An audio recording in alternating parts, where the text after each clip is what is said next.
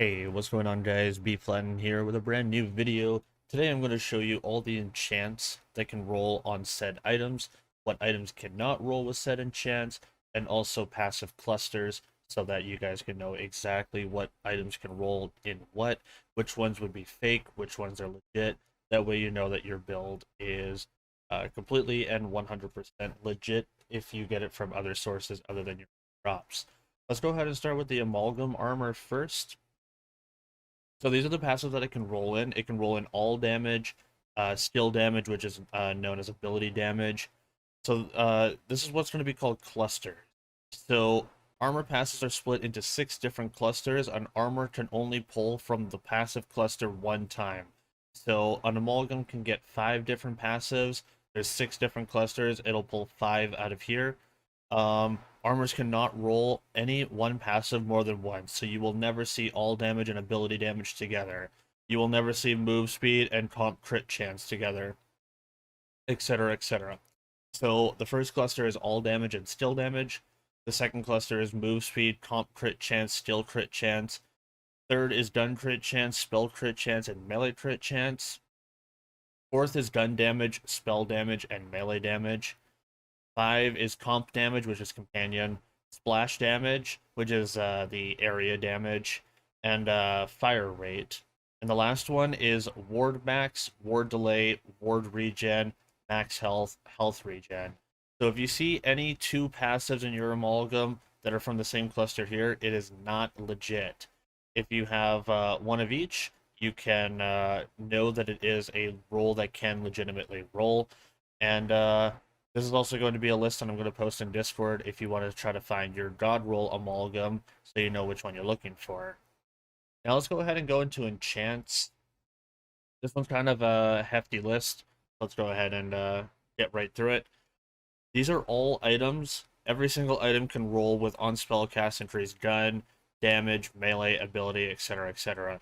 On action skill, increased gun damage, damage dealt, melee damage, spell damage, status effect chance, status effect damage. While action skill is active, increase fire, increase all elements. While action skill is active, increase companion damage and speed. This one's your spell cast, your gun damage, damage dealt, melee, ability, cryo, dark magic, elemental damage, global, fire damage, lightning damage, and poison damage. Now keep in mind that gun damage cannot roll on guns, spell damage cannot roll on spells, and melee damage cannot roll on melee. Keep that in mind. However, all items can roll with the following static photo. Let's go ahead and go into guns and melee and also character specific enchants as well.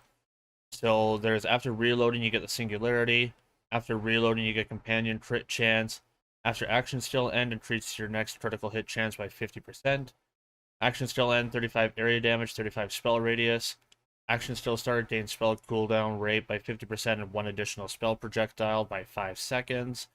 After getting a gun kill, gain 20% melee damage and 30% movement speed for 5 seconds. Gun kill, 20% area damage, 20% spell radius. Now, there's also the gun-specific ones. There's Stabomancer. Reloading during From the Shadows extends From the Shadows duration by 2 seconds, diminishing returns. When a Graveborn action skill is activated, gain 50% dark magic damage and dark magic efficiency for 10 seconds.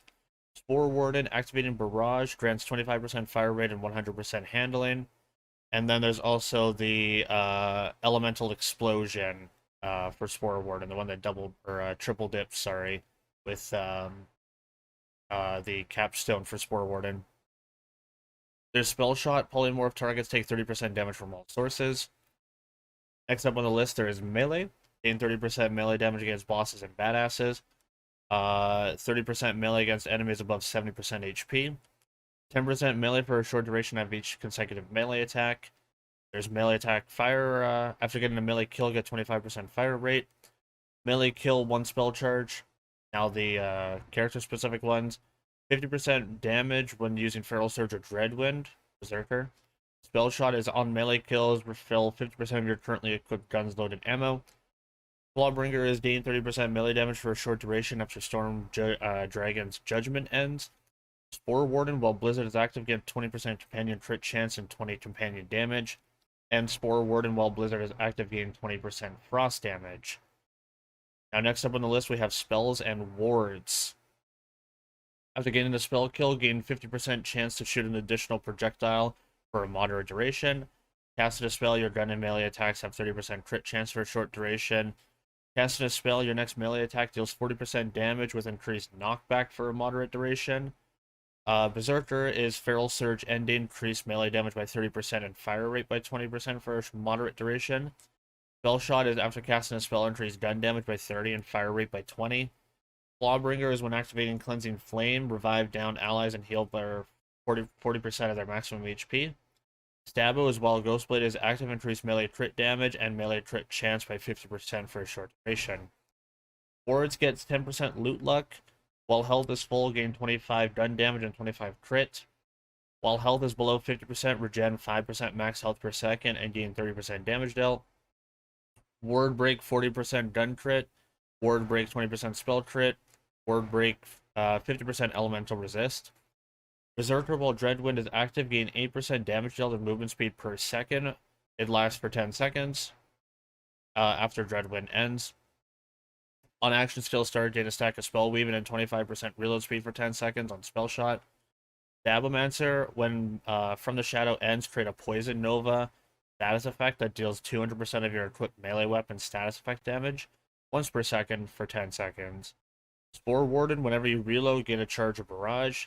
And Graveborn, whenever the Fate Maker's Demi-Lich uses Hellish Blast, increase companion damage by 30% for 10 seconds. Now, all these static images I have in Discord, so if you want to take a peek at them, feel free to join the Discord and look in the Wonderlands section.